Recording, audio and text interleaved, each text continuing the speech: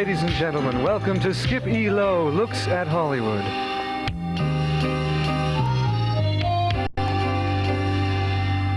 On tonight's show, one of Hollywood's great beauties, actress-writer Mala Powers. And joining her this evening is an actress of great strength and tremendous courage, the very beautiful Theresa Saldana.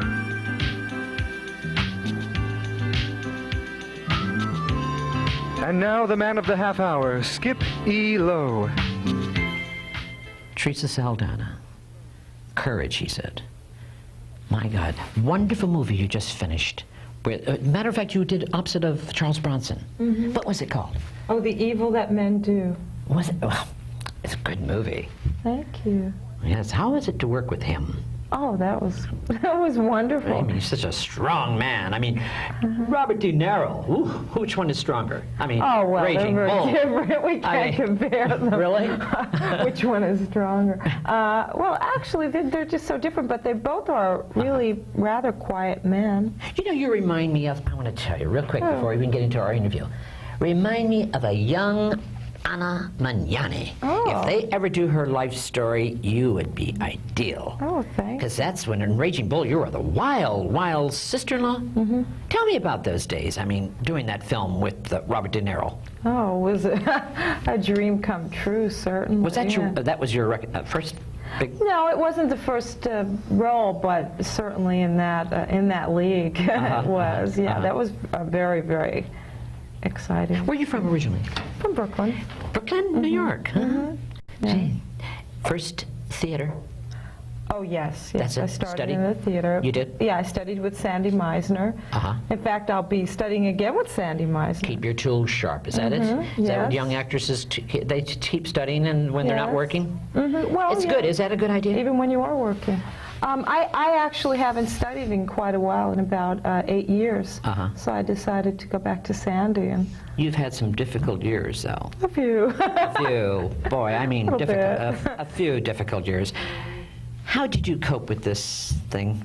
I mean, I'm going to let you talk about it. I don't want to bring it up. I mean, the survival of this horrible thing you went through here in Hollywood. Well, it's a horrible... what happened? Nightmare. What happened, Theresa? I mean... Well, basically, some crazy fan saw me in a few... He was a fan, was he? Yeah, I guess that's what they call them. But a demented one, not a normal one. And he saw me in The Raging Bull and a film I did with Jan Michael Vincent called Defiance. Defiance.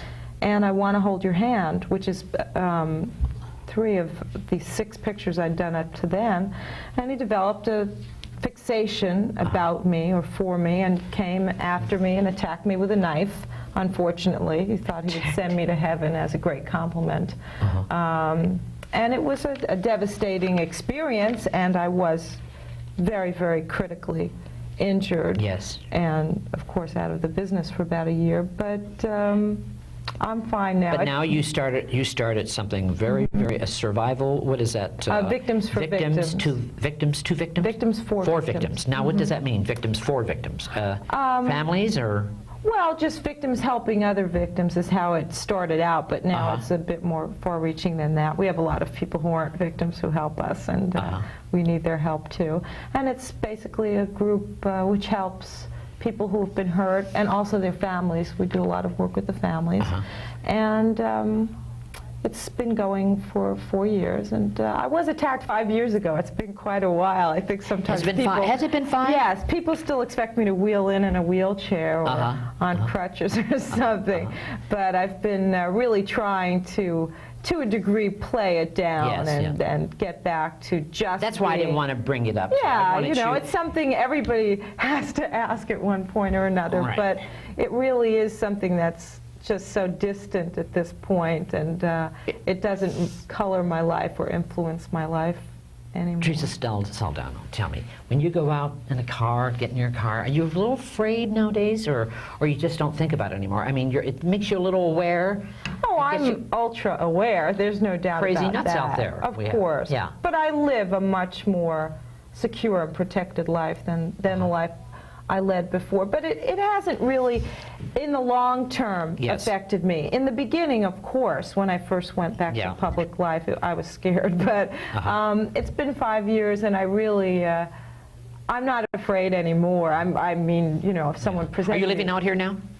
Mostly I live here, and I've really tried to play that down to a great degree. This year, I think, is the first year when people are really convinced I'm well again, and I've been doing comedies and soap operas and all kinds of things that point up a much more healthy and vibrant image. You know. You know, doing comedies, and a great actress is sitting next to you is Mallow Powers. How are you, my darling? I'm very well, Skip. You look beautiful. Thank you. Mallow Powers, I mean, your mother taught acting.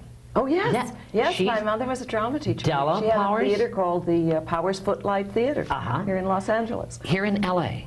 When you were, that's how you started in the business, when you were... Well, actually, we moved from San Francisco down here in the middle of a very, very hot summer. Yeah. And I was young. I was 8 years old. And I was very lonesome and sad because we weren't up in our summer home, which was on the Russian River in the Redwood Country. So my mother thought that there was a drama school nearby, and she thought that for me to go there for the summer to meet other children was very good, you see. Yes. So I went there. The only thing was that I did a play during that summer, and with the first time that I ever set foot on a stage in front of a live audience, that was it. That was it. You loved it? Loved it. What was your first film, Mel? Well, you don't want to talk about my first film, do you? The one I did at 9 years old and then didn't do another one until I was 18. No, the 18, I must tell you. But the 18 one, is that the Eye Lupino one? Yes. I got to tell you, she did a movie at 18, her first film was called Outrageous. Great movie. Outrage. A great movie. Directed by Eye Lupino. Absolutely. And you were raped. It was a rapist thing. Yes. It was. Tell us about that. Tell us. Was that? Well, it was a very daring film, you know, in its day. Yes. Because at that point, it's the first American film that had ever dealt with the subject of rape. It wasn't allowed before. In fact, it wasn't even. I mean, the word rape was never used. It was criminal assault. And so that it was very carefully censored and screened and everything by what was then the Breen office. And so this was quite a daring picture, and of course it was done not as much for the sensationalism of it as for saying what needs to be done about the people that commit this kind of crime over and over again and get locked up and are out again, because the man that attacked the character that I played, Ann Walton, had been arrested 3 times before.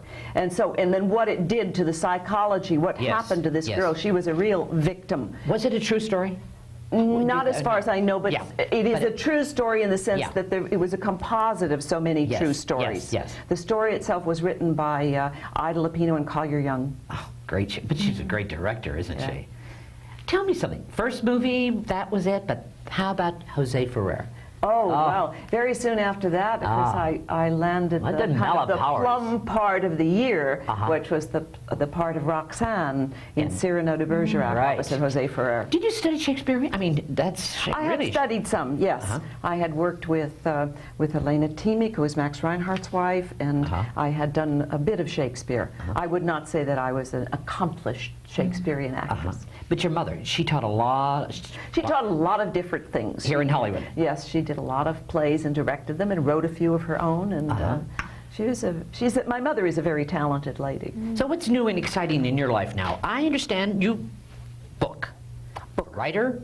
What is that wonderful book? Last time you were on my show, you did a wonderful book called Follow the Year. That's it. This is because, and especially at this particular time of year, I've got it out and I'm touting it again because it is a celebration of holidays, Christian holidays around the year, and of course we are in the Easter season. You said Christian holidays. Yes, it is Christian holidays. Now, I want to say something about this because my background happens to be Christian holidays, but I am a real touter for the idea of people, whatever their faith is, celebrating holidays and festivals and celebrating with them with their children.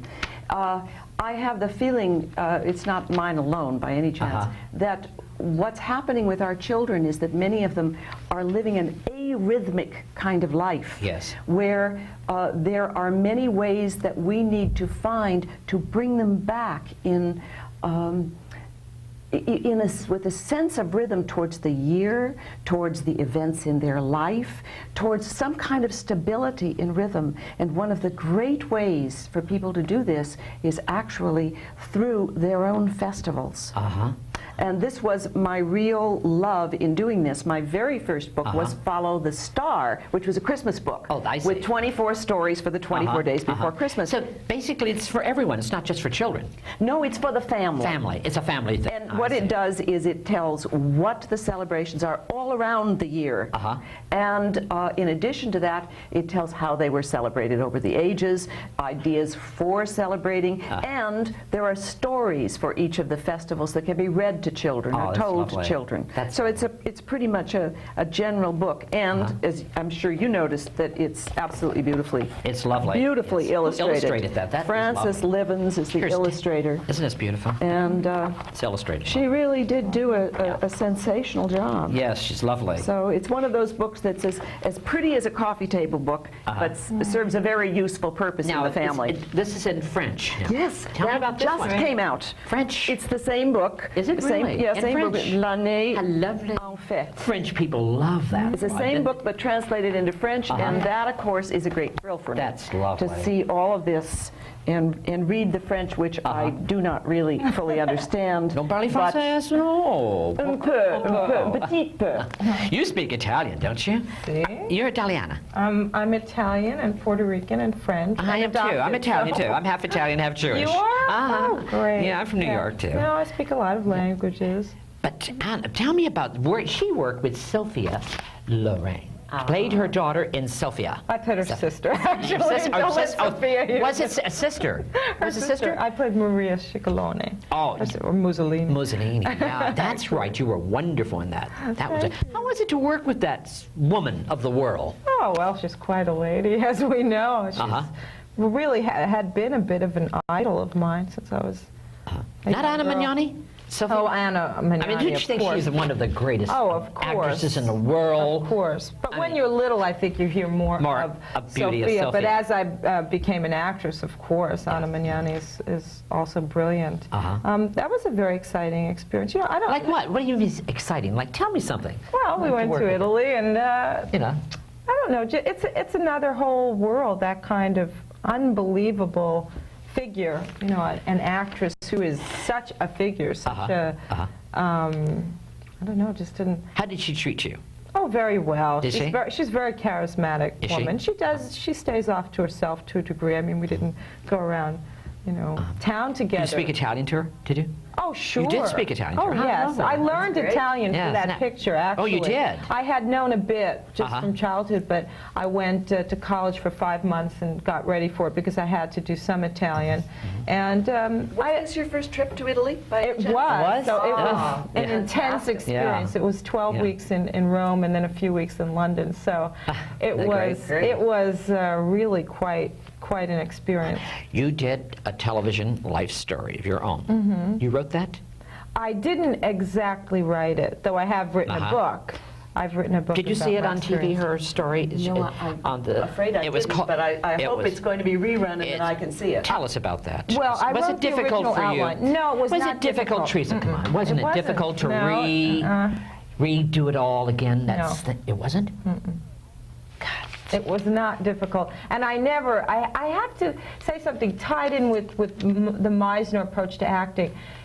The only big difference, I think, between Meisner and Strasberg in terms of acting approaches is you rely a lot on the imagination to get emotion. In other words, I wouldn't think of a real death of a real friend to conjure up an image of death.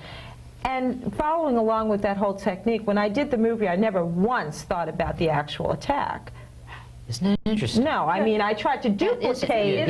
My teacher was Michael Chekhov, and that's also the same thing. Is that he did not believe in calling up the personal emotions over and over again, and he also believes in definitely going from the imagination. So I understand exactly. What people just thought I was constantly reliving the attack that's what and I all thought, that, and I was just thinking of other things, imaginary things, and I had a beautiful experience. Karen Arthur directed it, and Adrian Zemed played my ex-husband. It's a lovely story. It really was. It's just a lovely story. I had a wonderful time. Orion and NBC were just incredible to me and listened to everything that I had to say about really duplicating the situation. So you work with Tennessee Williams.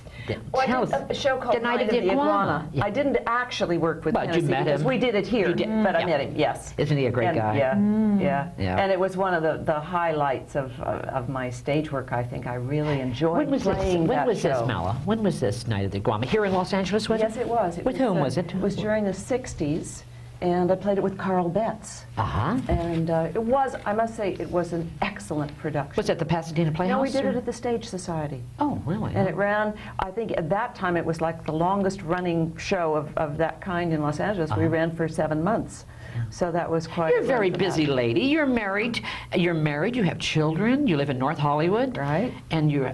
And I'm writing books, and right now I'm writing a play. Which, God. And I'm hoping that. Any other exciting things in your life, Mala Powers? Well, I do a lot of traveling. We have You an do apartment travel? in New York and a house here, and we're sort of back and forth all the time. My husband is a book publisher. He is a publisher. And so he has an office in New York, and Now, tell me. Yes. If he wasn't if your husband wasn't a publisher, tell me about the books. Would you still try to publish them? Oh, well, That's what I wanna know. he doesn't publish my book. Oh, he doesn't? No. Okay. No. As a matter of fact, we met many, many years ago because I had written a book, and I happened to go to a publishing party, but he still didn't publish But you my met your book. husband through a book. I met my husband through a book, but he never published my book. No, Harper & Row is the publisher of Follow the Year. I see. And so also it was done in England by Hodder and Stoughton. So no, it had really. My husband did not publish it, but he's given me a lot of expertise in children's literature. I see. Because that's one of his. And I actually have done a telephone show called Children's Story.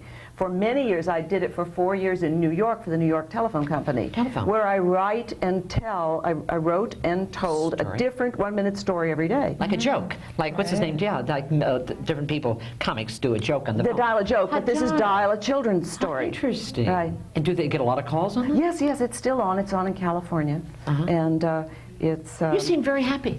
I am. Really?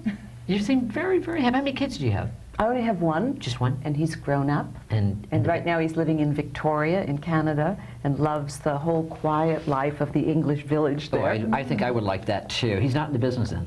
No. Yeah. How about you, darling? You have a man in your life right now? Oh, Come on, Theresa. That's classified information. Oh, come on, Theresa. Come on, Theresa. Do you have a man in your life right now? Or? Of course. Oh, you do have a man in your life, Yes. Is he an actor? Or? I don't talk. You seem very happy. You just finished a comedy, right? Tell me about the comedy you just finished. Well, it's a feature film. It was called The Night Before, but I was just looping it yesterday, and they told me I think it's going to be changed to 4 a.m. L.A. And it's a madcap romp with some very surreal qualities, and I'm playing a kooky hooker who leads a very young boy through a kind of escapade. It's a lot of fun. It's adorable. It's Fort Kings Road, and it'll be out in August. Is this your first comedy? No, it isn't. I did I Want to Hold Your Hand for Zemeckis and Gale a number of years ago. And the bull, and a Raging Bull was kind of outrageous, wasn't it? Yeah, that was more serious. But I've done a lot of comedy. In fact, I did with Bobby Morse. We did the new Love American Style. I did a few episodes of that. I love doing comedy. I think with all this tragedy that happened to me, people associate me with more of the dramatic. You've done a lot of comedy. I have to say something about that because I had an experience when I first started out in films where I was terribly ill and for a long time and there was a lot of publicity and so on, and it got so much. I mean, it was a wonderful story and it was a wonderful spiritual experience for me and so on. I don't want to go into that right now. No, but I would like you to. But the point was that about 3 years later, people were still meeting me and saying, you are the girl who was so sick. And so I wouldn't talk about it for years after that because I thought, gee, there's something else that I ought to have done in my life besides be the girl who was so sick. So I understand exactly what you're saying. I don't want to bring it up, but I remember that. No, just a little, come on, just a, my young audience out there, they would, just what happened to Mala Powers, that was a very, you know. Oh, well, okay, very quickly. I have two tough girls here. I went to Korea to entertain troops, Right. And I came down with a very serious flu bug, Right. for which they gave me, when I came home, an antibiotic to which I was allergic. And it destroyed the bone marrow, and I stopped making blood. Right. Okay. Not funny, but I laugh about Right, it now, yes. right? And at that time, nobody really expected me to live. I was on a film called City Beneath the Sea. I was taken off the film and put into the hospital, and Yes. all this and that. And as it happened, Skip, I had a really wonderful spiritual experience where I went to the hospital chapel one day after I found out that they didn't expect me to live, and I prayed, and I got an answer that was one of those things that you can't ignore, because it's something that comes like a voice inside of Yes. you, that you are so sure, it is so complete, that nothing anybody ever will say to you in your life will ever be as Yes. positive as that I would recover, and that I had to contribute to my own recovery. That's the briefest I can be Yes. about it, but it changed my life. It was, Were you spiritual was a before wonderful that? expression. Were you- Yes, but not so deeply. I mean, not. Teresa, how Like about that. you? Are you you're very spiritual now, I bet, are you? Are you? I Or have you always been was. spiritual? I was raised You're a Latin, you Catholic. know. Yeah. I was raised Catholic, and I've always been a Catholic, more or less. And when this happened, I would say, if anything, it strengthened my faith. But I didn't become suddenly extremely religious one way or the other. I just felt that I'd been given a great opportunity to go forward and help other people. And I also wrote a self-help book, which is out now. Right. What is that about? It's Like what? well, it's called Beyond Survival. Survival, right. And it does, Bantam Books has published it in hardcover. It's out now. It'll be in softcover, I guess, in the fall. And it starts off with my story, but then it very much becomes a combination of two things. For victims of crime and their families, it's definitely a self-help book. For other people, it's a nonfiction, informational book, and it gives a lot of case histories about how different people and their families cope with tragedy. But the whole spirit and intention of it is uplift, not downplay and depression, but how people actually survive and go on in spite of the most amazing things which happen. Did he want to rape you or what? Oh, or just no, wanted no. to kill you? No, and he didn't rape me. No, he didn't. No, he just wanted to kill me. He was just a maniac out there. He's just a He's maniac. just crazy. He's a nut. He's locked away, though. He's put away. Yes, he's in prison. Thank God for that. I mean, that is. What? Tell me, looking back over your life, Mala Powers, do you have any regrets at all? Little ones. Little ones? You know, little ones. Like oh, what? like a time that I had promised my son I would meet him at a certain time, and I mean, I didn't leave him on the street or something, but and I forgot it. I mean, you know, things like that. But you know, it's the only time I can remember that I positively let him down. You know, and yes, I mean, there are things like that, but there are many things that were very painful experiences, and but I wouldn't want to not have had them happen, because there was always a compensating good that came out of that, or something that I learned from it that was so wonderful that it is a part of my life now. So no, there's not many regrets in that sense. You seem very spiritual, doesn't she, Teresa? Yeah. It's lovely really having you here today.